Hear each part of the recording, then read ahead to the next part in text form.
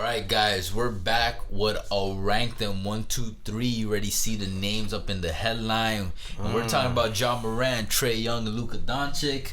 It's been a while since we've done one of these. If I remember correctly, I think this is also the first one we do of this season. And these are always interesting because there's the comments always get a little heated. Debates start flying out, whether it's amongst each other or good amount of times it's just people ragging on our opinions about this shit. Hey.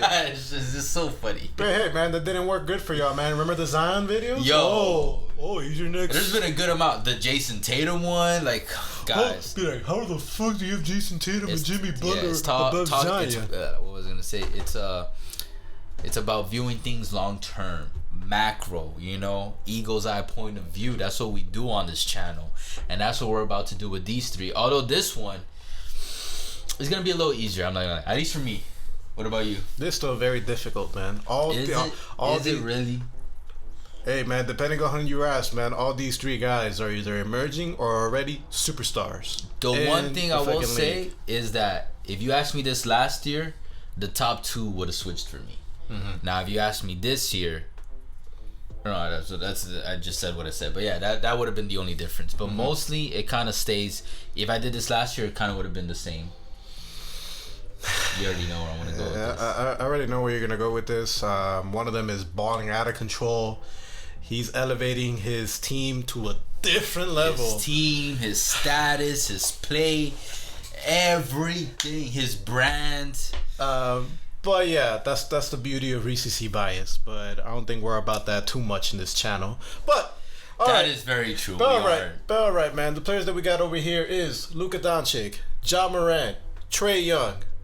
How are you gonna rank them, Andrade? But before we go with that, let's do some BTD stats time on these three guys. Okay. All right, let's start off with Luka Doncic. Luka. Damn, this is mad zoomed in. Hold up, guys. First world problems over here. All right. Let's go with season stats. Depending on the ranking we're doing, sometimes we do career, sometimes we do current season.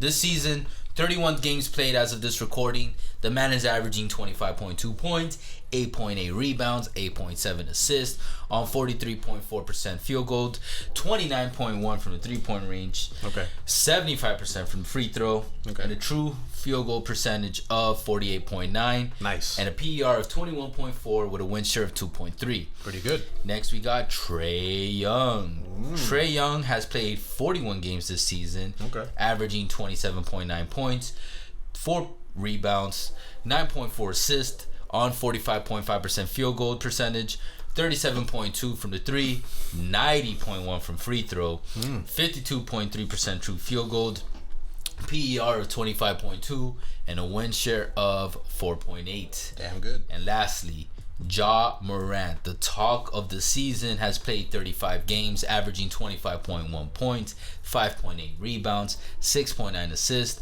on 48.9% field goal, 35.7 from the 3, 77.6 from the free throw, totaling a 53% solid true field goal percentage, and 24.7 PER, win share of 4.2.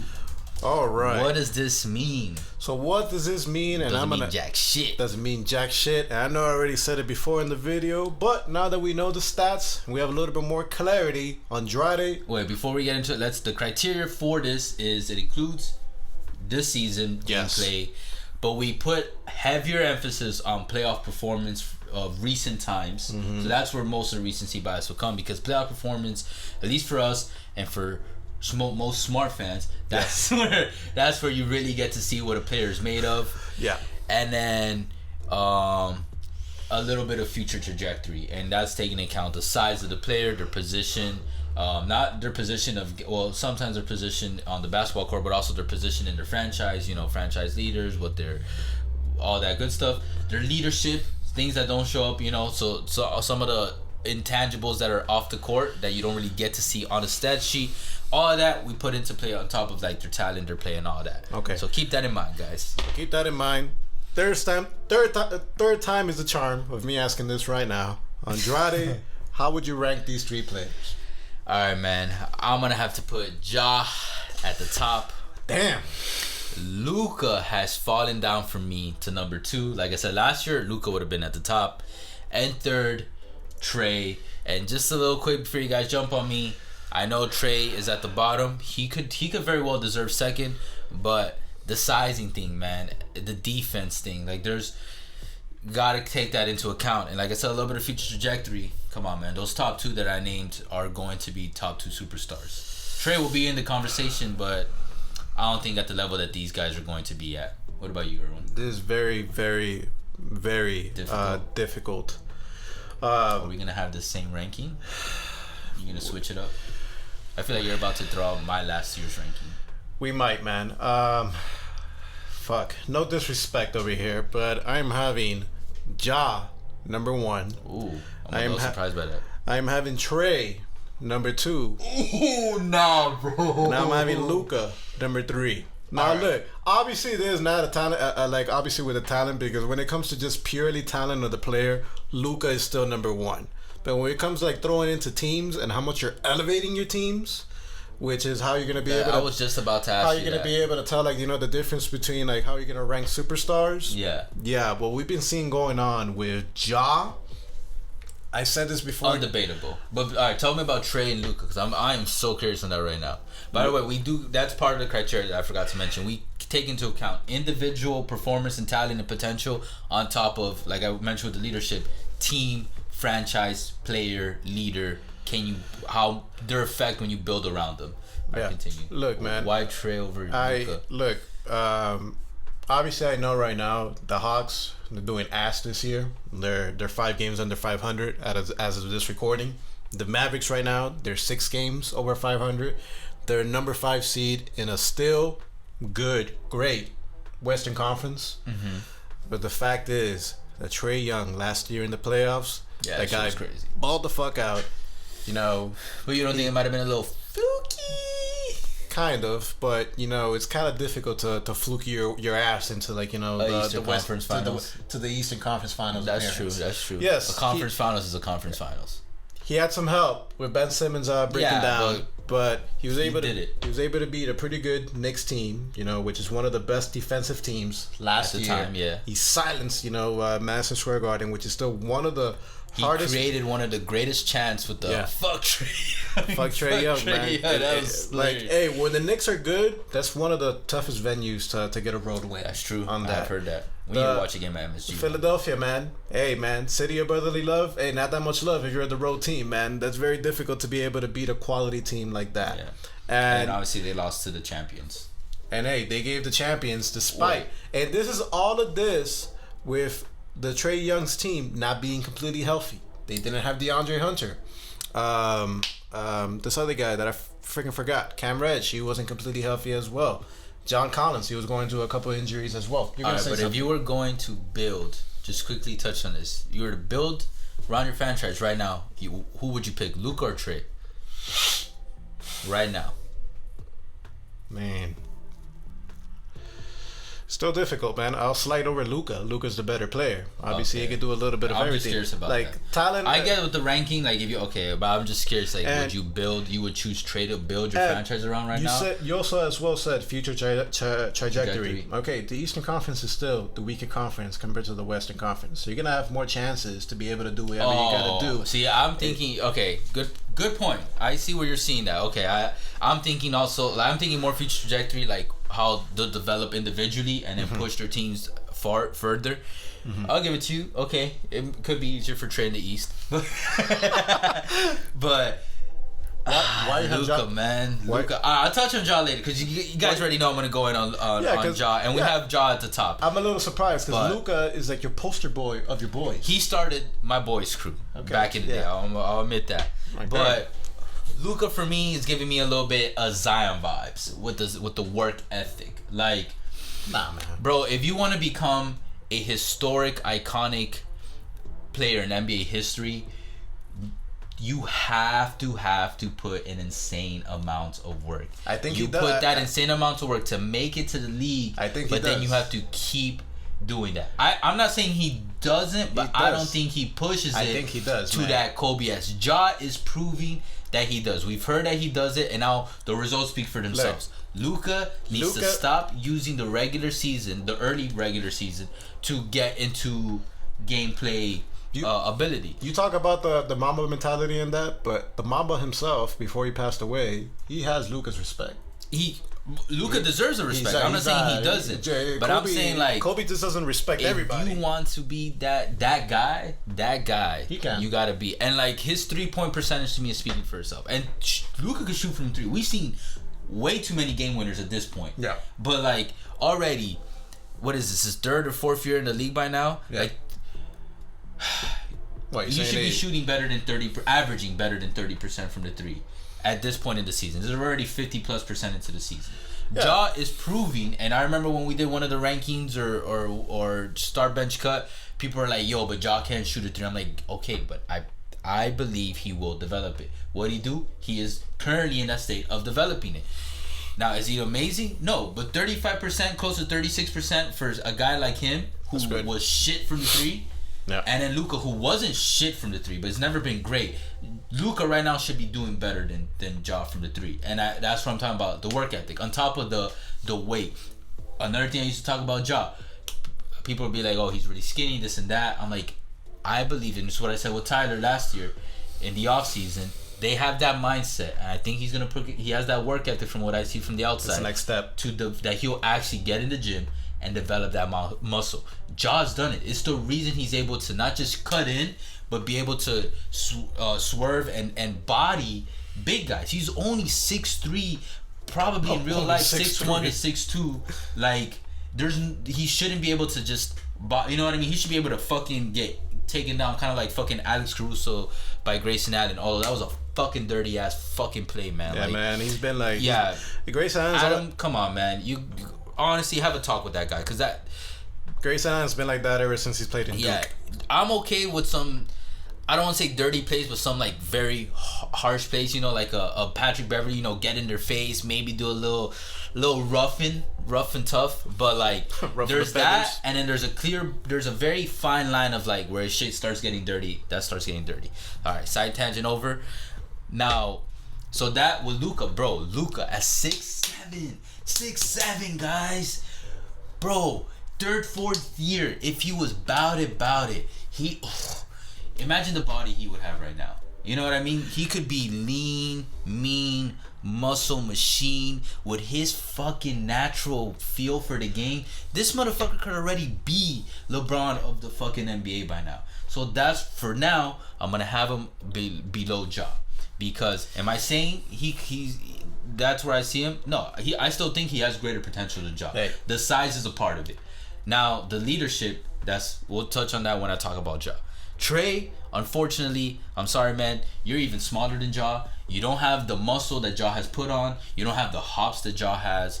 Now, is that everything? No, he has, but that it helps. But he has that killer instinct. He that does you have that killer, but Ja has that killer instinct. So when you put that, then it's like, okay, well, what else are you gonna give me? Are you better from the arc? You're better from the arc. But right now, you're averaging 37.2 for the season. Yeah, but look at the Ja's 36 point something. Yeah, like it's right there. Okay, but if you probably look at the volume, 35.7. My bad. If you probably look at the volume of the amount of shots that Trae Young puts up compared to Ja, that's true. Okay, and Trae is averaging more points, and probably because he's shooting more from the arc, and he does space more. But we're gonna throw in some future trajectory. I believe Ja's gonna develop that 3 that a young Dwayne Wade should have developed, and then once he's developing that, bro, a player with Ja's speed, agility, everything, being able to shoot like that, now everybody's gonna get scared, because unlike Giannis, this man can cut and now he'll be able to shoot. So then Trae can cut and all that, but it's not the same. You know what I mean? I think we can agree on that. And then defense wise, hey man, Trae doing these blocks that Ja's doing. And then leadership wise, I still give it to Ja. Although Trae leadership wise, I'll give Trae that over Luka. Well, you know what I mean? Because come on, man, he led a fucking Hawks team to a conference finals. Hey, but good news for the Mavericks. I mean, for Luka. Hey, it looks could do that this year. they're probably not going to face. But it's about time he passes the first round. I'm gonna say that right now. Well, it's good. They're probably not going to face the Clippers this year in the first round. Porzingis, he needs to pass the first round. I don't care who they face. Porzingis seems like he's playing, better than he has before. Yeah. So he does. They say he does feel better too, health wise, like physical wise. But the whole first round thing, come on, man. I'm sorry. And who knows? There's a real chance that it might be Ja versus Luka in the first round. That's gonna be pretty damn good. Right now, that's gonna have my heart. Right now, Memphis is the number 3 seed, and right now the Mavs is the number 5 seed. What I'm a little worried with Luka, and I hope doesn't happen, is I hope he doesn't end up like a Tracy McGrady. T-Mac, I think only passed the first round one time. Yeah, but like if T-Mac had, and he said this before, the mindset and the focus and the work ethic earlier on in his career, like a Kobe, he could have done a lot better and led his team to a lot better. Luka. Listen to the old wise men, bro. They know what they're talking about. Now let's touch on Ja before we close this video. Ja just has everything these two have better for the most part, and then whatever those two have over him does not overshadow or doesn't greatly overshadow that much what he provides in those same categories. Oh yeah, easily, you know man. I mean? You saw this from his rookie year, man. I've said this multiple times in other videos. The Memphis, when it was Ja's rookie year, they were talking about they're going to be well into the lottery, top 3 in the lottery. What the Ja did, they were in contention for the number 8 seed. Last year, last year performance was amazing. They proved my ass wrong, man. I'm thinking like, he wanted to record a video early. He's like, bro, Warriors are gonna take him. I'm like, bro, relax. I'm like, Warriors are gonna take him down. I thought they were gonna take it too, but I wasn't as confident as her. I was like, bro, just wait. Come on, man. Let's just record this already, man. Warriors versus whoever the number 1 seed is at that time. Yeah. The Jazz. Yeah, my bad, man. Stupid me, man. I'm the one saying about contender. Nah, it's been a year. Contender, pretend. All right, come on, man. It's gonna be. It's and he showed up. He showed up and he beat the Warriors. And that turns into the leader. He is leading these fucking people. I watch our Ja focus video. Actually, that's how I wanted to start off the Ja segment in this thing. Well, it's too late now, but the welcome to Ja Mania graphic, because I like that, man. Shit. That you liked it? Yeah, Ja world that. Ja Mania, we are man. in Ja Mania, same as we were in Curry Mania a couple years ago, and I think this Ja Mania, especially because he's so young. What is he? He's 22. He turns 23 this year, and not until even until after the NBA season. Crazy ass stuff. We're gonna be in Ja Mania for a while, guys. Strap on, get ready for that roller coaster, and enjoy that ride. Yeah, for real. And it's about time, man. I'm glad that a small market like Memphis, man, he's making Memphis, just like LaMelo's making Charlotte another small market not even watchable, but like fucking wanting to watch. I can't think of the right word for it right now. Ja's doing that for Memphis, and that is crazy because Memphis is a boring ass fucking team, and like even during the grit and grind years, like it was still a boring team. It's always been a boring franchise, at least since I've been watching basketball. Now it's exciting. They've had some good peaks. They have good peaks, but that doesn't not make them boring. When they had Paul Gasol, Mike Miller, and the boys, that was boring. Man, I like that shit. It was cool. It was good. I mean, yeah. I was not saying. I like that. Like you could like something that you could still be like, it's boring. Like there's movies that are really good and I like, but I could still be like, it was a boring movie, but it's very well made. You know what I mean? Yeah. If you're uncultured, really like. Yeah. If you're uncultured, yeah, man. I mean, that's most casuals. They're uncultured swines. I'm like, but hey, Ja gives them a little spice. Hey, but all right, real quick, in game, driving game, he's got it. Inside game, he's got it. Mid-range game, he's got it. 3-point game right now, he's got it. I'm not saying he's like the best at everything I'm saying, but he's got it. He can move like nobody's business, and he's got the feel for the game that that Luka has. Luka probably still edges him a little in the natural feel for the game, but Ja is right up there. I forgot where I've seen this, and it's something I fully agree with. When he drives, he can drive like a Westbrook and just be a fucking train. But he can also stop on a dime when he's driving and just start maneuvering to get a little scoop, a little layup, a little drop. You know what I'm talking about? Yeah, definitely. And it's that is control of the ball. And then the way his playmaking is better than a Derrick Rose. I know he's getting compared a lot to the young Derrick Rose. It is The numbers way are better. He's a true point guard. The numbers are eerily similar. Yeah, to, but when you see them breaking, like Thinking Basketball has a great video on this. But the way he's able to see, kind of like Jokic has that. You saw that beautiful highlight where he in overtime he threw the ball to the corner for Aaron Gordon. I think it was Aaron Gordon. Yeah, I like believe the clutch so. three. I believe it was Aaron like Gordon. Ja does the same. He just not Aaron knows where Gordon. people are. Was it no? No, it wasn't Aaron Gordon. And Aaron then- Gordon plays for the Nuggets. And then Jokic. I said Jokic. Oh, okay. Gotcha. And then Ja would just remember where everyone is. For me, he almost reminds me of a young CP3. If you watch a young CP3, it was just a natural playmaking ability. The fact that Ja has that, and to me is even better than CP3, even a young CP3 in terms of driving, shooting, everything, and hops, and he has that insane athletic ability.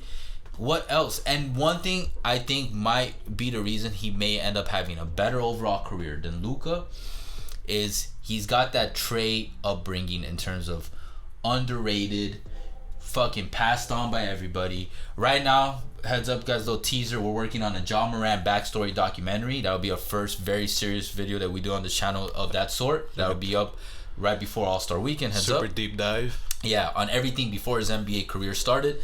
And Ja was just ignored. Like, he got lucky to even get a D1 offer scholarship in the way that story played out. Yep. And that hungry chip on your shoulder mentality, that for me I always call it the Jordan mentality. To me that goes a long way, and it's something I always say on the channel. Hard work beats talent when talent doesn't work hard enough, and Ja is proving that. And unlike Trae, he at least has a little bit more of the physical gift, like a little bit more height, a little bit more athleticism, a little bit more power, definitely more hops, that could push him above overall better career and achievements and everything above Luka if Luka doesn't get on his shit. And that's why Ja is number one for me, and probably for Erwin too. Maybe, is there anything you want to add? Not really. At this point, I know this video. If you made it this far, come on guys, you gotta hit that sub button. You're part of the real ones.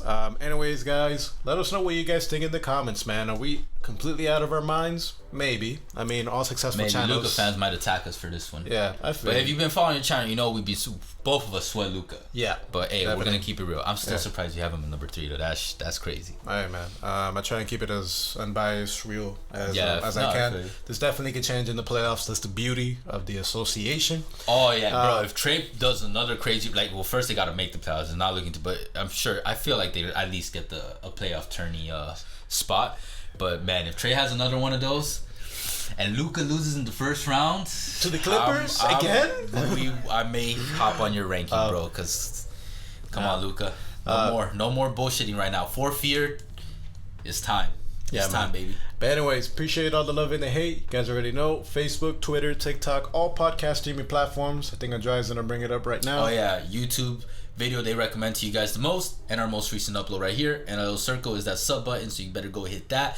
And then of course leave a comment, guys. Join the conversation because we're trying to grow, and actually we love going back and forth with y'all. Whether it's hate or love, like Erwin said, we embrace both of it. Yeah, for real. Anyways, we'll catch you guys soon. For now, Take later. care.